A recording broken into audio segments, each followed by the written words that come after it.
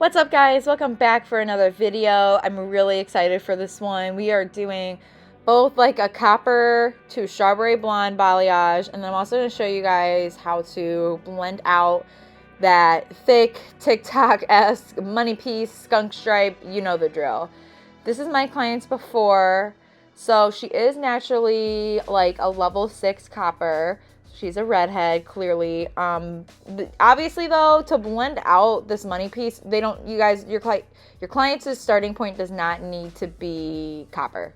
So I feel like you're going to be able to get something out of this video, whether you're looking for a copper balayage or to blend out this money piece or strawberry blonde formulation. So yeah, just keep on watching. So we are going for a very blended look today. We normally, you guys just see now, we did the strong money piece with just like a very little bit of lightness and dimension on the ends.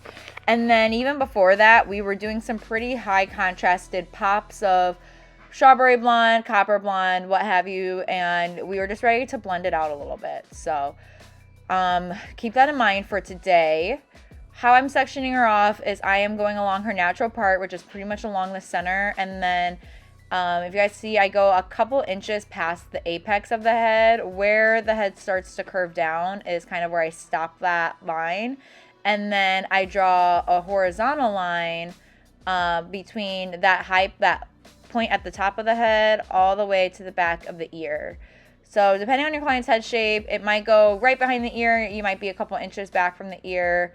Something along there. Just kind of base it off of, again, your client's head shape. But I like to go an inch or two past that high point and go where the head starts to curve down, because then those topmost foils, when they are out of, being highlighted, when the hair is laying in its natural spot, those topmost foils will really, really pop.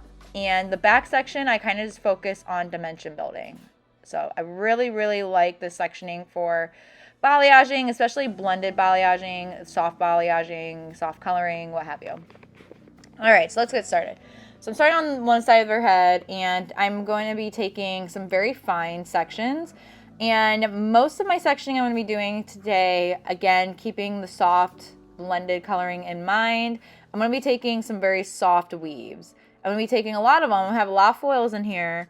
And I'm going to still have a little bit of leave out, but just very soft weaving. And if I am taking a slice, it's more so just because if I find that slice to be very soft and kind of mimicking a weave, that'll be where I keep it as a slice.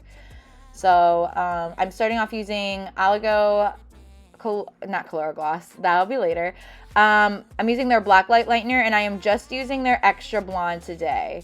So you guys have seen me in the past, if you watch any of my other tutorials, you've seen me mix extra blonde and cool tone blonde, but since we are going for a strawberry blonde today, aka a very, very warm blonde, we don't need any really toning power.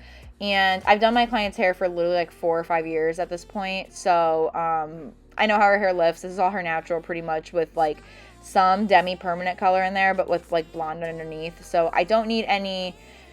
Yes, extra blonde is a stronger lightener, but I don't need any extra toning in with that either. So I actually started off using 15 volume for her. She does have a little bit of a coarser hair texture, so I didn't want to go all the way down to 10 because I did still want to make sure that her hair lifted in a decent amount of time. But so I started off with 15 instead of 10, where it was like that nice happy point in between. But again, since I just needed that warmth and I didn't need aggressive lightening, that was kind of what worked best. So for the money piece part, what I kind of do for these is I section out, once I make my way up to that face framing area, I kind of section it out because if you guys see, I'm going along the curvature of her head and going along the growth pattern. And since these sections fall forward, I move my foil placement to angling towards her, over her face, if you will.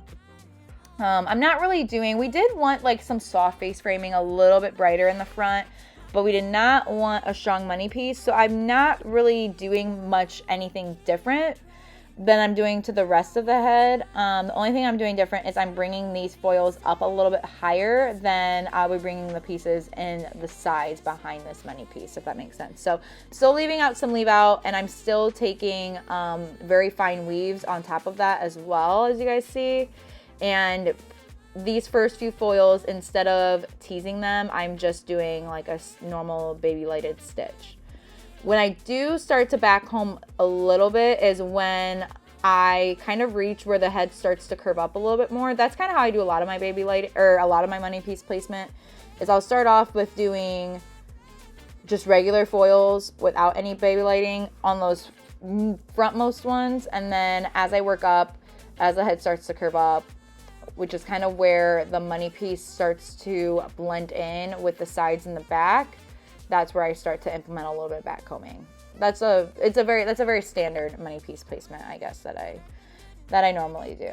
So you kind of see that here. I just kind of go down, like, I'd say I go down like 2-ish inches, and then the same weaving pattern as well. And then I just kind of go all the way up until the hair kind of starts to fall to the side a little bit more. And then from there, I just kind of work on connecting the money piece to the sides of the head. And when I'm doing that, I am still focusing on, I'm still teasing for sure. And I'm just kind of working out a very diagonal, so that kind of helps everything to connect. And then as I kind of make all of those lines connect, then I just, again, continue to go up with the curvature of the head. This makes a very fluid placement. It makes a very custom placement as well. And especially for, again, this very blended color we're trying to achieve, it works perfectly. A couple things I asked my client today too was, I knew we wanted it to be nice and blended, but I didn't really know. I was like, how much of your root do you want to see, like of your natural root at the top, and then how much dimension do you want to see on the sides and the back, right? And like I said, I've done my client's hair for a very long time. She has followed me everywhere from beauty school, you guys. I feel like we've grown up together at this point. I adore her. She is literally the sweetest. So anyway, she is very easygoing. She just kind of communicates what she wants, and then, you know, there's a lot of times though where she says, you know, whatever you think. I'm normally seeing her 2 times a year right now at this point, so I wanted to keep things nice and low maintenance for her. So because of that, I said, let's leave like 1 inch or 2 of your root out. And then we wanted to see a good amount of strawberry blonde. We wanted it to be pretty light. But again, I just didn't want her to have a lot of upkeep with it. So I said, let's give you like 50-50 dimension through the mids. And then on the ends, that'll be kind of where I start to really make that strawberry blonde stand out a little bit more. So I did, like I said, towards the ends, I'm going to make it more of 75 to 80% coverage of strawberry blonde. So what you're going to see as I finish through this side section, you're going to see me tip out the ends as well, just to kind of, again, give a little bit more coverage of that strawberry blonde. So a mix of that teasing throughout the teasing and the weaving throughout the mids of the hair will give that, now again, enough pop, but yet a good amount of dimension. And her grow out with this is going to be super, super, super seamless, which is what we are both very, very excited about.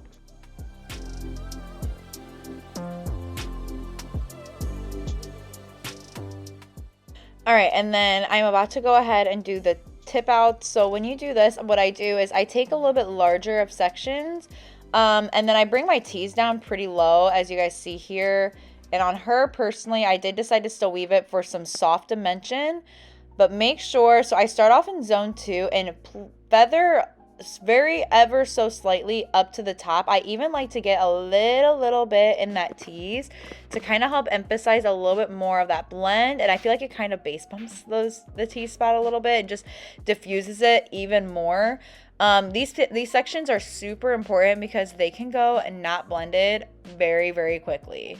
You want to get that coverage in there, but it needs to look blendy, people. So again, you see me building that up down in zone 2 right there, and then just feather it up without any excess product up into that tease, and you'll be golden.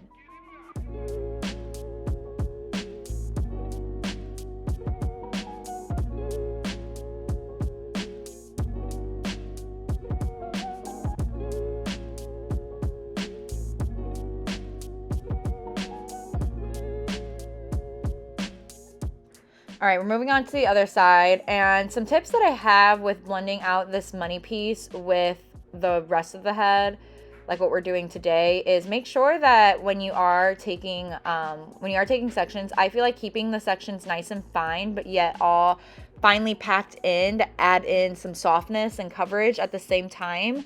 Works really, really well. Weaving also really helps because it adds that coverage, but in a more diffused way. You can slice if you feel like you need to for your end desired result, but I feel like you're still going to have quite a bit of boldness there. So I think it just will depend on the look that you're trying to go for, is probably what I would suggest. And then also too, I feel like if you need to, like what I'm doing today, is if you need to tip out some of those ends too to kind of add in a little bit of softness and coverage towards the ends, I think that also will help as well, because sometimes if you just weave or if you just do some fine slices when you're blending out high contrast, it helps, but you kind of still will have in some spots like some contrasted, maybe not as bold, but you'll still have like just some kind of like a stripey appearance too sometimes. So be sure to utilize a lot of weaving. Another thing you can do is if you have a grown out blonde or grown out highlights at that money piece spot, if you're trying to blend that out, if you're able to do a more lived in look or a more rooty look, and if you can tease, start that tease where the blonde and the line of demarcation meet, because that'll help to soften that line as well, if that makes sense. All right, so we're moving on to the back. This is again the dimension building spot. So we are still doing fine weaves. The only thing that is changing here is I am taking slightly bigger sections. And then I'm also taking still soft weaves, but I'm bringing my tees down a little bit more to encourage more of a rooty teardrop look. I am a sucker for a good teardrop root where it's a little bit lower in the back and a little bit higher up front. And then I'm also leaving just a little bit more dimension in between as well, as you guys can kind of see. I will still tip out the ends here, so don't worry about that. But yeah, there will just be a little bit more dimension throughout this back area, which just helps to mimic, the natural balayage. So you also see me, I even brought this blonde, this money piece, all the way to the back of the head, just so that it would have that super blonde pop when she brought her hair forward, which was great while we had it and while we needed it. But you've got to make sure, if you did this as well in the past, blend this baby out too, okay? It's very, very important. The same thing that I was talking about before, blend at that line of demarcation and a lot of weaving. Here's everything all foiled up. It looks kind of crazy, I'm not gonna lie. I let her sit for about 30-ish minutes, I'd say. I wanted to get to past an 8 because I toned her at an 8, but I did not want to get to like a banana yellow blonde because we didn't need to. You guys can kind of see right now she is lifting very well, but she's still very much so at a level 8. So I just wanted to make sure that we gave it a little bit more time to make that pop out a little bit more. So it was that true just yellow blonde, which is again a very perfect canvas for these strawberry blonde color that we are about to do. I put all of that in my rip. Blues and papers, blowing vapors, wouldn't trade this. Long hair killer in my villa, bitch, I made it. Used to play, now I think we major now. She wanna lay me down, I'ma need you to hold me all the way down. Hold it down for me, you say you down for me. Say you hold it all the way. All right, then pulling everything out, I do have a more thorough video on exactly how I detangle teas and do my root melting and toning and all that stuff. So be sure to check that out. It was a few months back, but you guys see I was able to get that perfect lift, thank goodness, which I knew I was going to. Like I said, I'm very familiar with doing her hair. But anyway, so here is how I tackled toning the strawberry blonde, okay? So I felt the need to fill her hair first, but I did not, like I said, I toned her at an 8, so I did not need to fill it a ton, right? So what I did first was I went in with Redken Shades Eq gloss, and I used 9AA and a splash of 8WG, so they're 8 warm gold. Their AA is not a double ash, it is their auburn accent. And it just gives like the perfect like peachy, like just like a kiss of peach kind of to the hair. And the reason why I did this was because I felt like too, if I were to tone right over that, I mean, you can definitely just put a strawberry blonde right over a regular like raw lifted blonde, but I felt like she would get more longevity and I would get a more true natural tone with having her hair filled prior to. And it wouldn't, I was not going to risk it being fluorescent or anything of the sort. So I let that 9AA sit for about 10 minutes, and then I rinsed it out, towel dried it, and right now I'm doing her root melt. So I'm using Calura Gloss 6NB. A big tip I have with rooting natural coppers is do not put any copper in. Just use like a red base brown. I have made the mistake before on her. Actually, I think it was last time I did her hair. And it wasn't as bad in the back, but in the front, I used 6NB and I believe like either 6 kg or 8 kg, and her hair was pink. Like it was like so fluorescently copper, it was pink. So it neutralized really well. I think I went over it with like a 7N and it was fine. But literally just using a red base brown or red base neutral is just fine. It was enough to melt her hair and melt everything, but it did not like take any copper away from her natural or anything. And then her end toner, I am using Oligo Calura Gloss as well, and I am using 8 GK, so 8 gold copper, and I used a very splash of their 6 GK as well.